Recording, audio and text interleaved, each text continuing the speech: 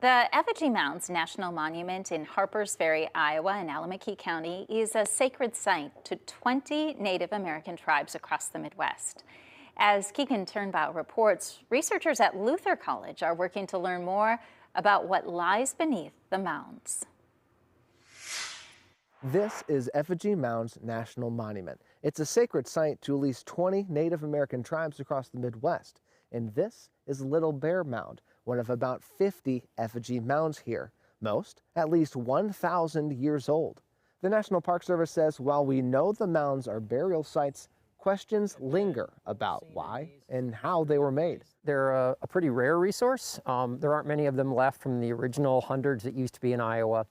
And they really haven't been very well documented in terms of the nature of how they were built. That's why Luther College professor Colin Betts started surveying mounds across northeast Iowa nearly a decade ago, using remote sensors rather than excavating to learn more about these mounds without damaging the site. It was in 2022 when Betts began surveying here at the National Monument. He's learned there's much more to these mounds than what you can see from the surface. We can tell that they excavated ground out in the shape of the mound before they built them.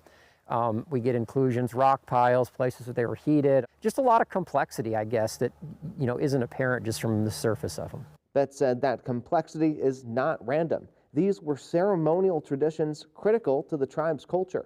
And it was guided by their view of their place in the world, in the universe, how they interacted with different forces that exist. 9 years after he started studying effigy mounds, Betts still wants to learn more. He wants to see how mounds differ regionally, which will take more surveys and more work. But Betts says he's grateful this national monument exists, protecting what's sacred centuries later.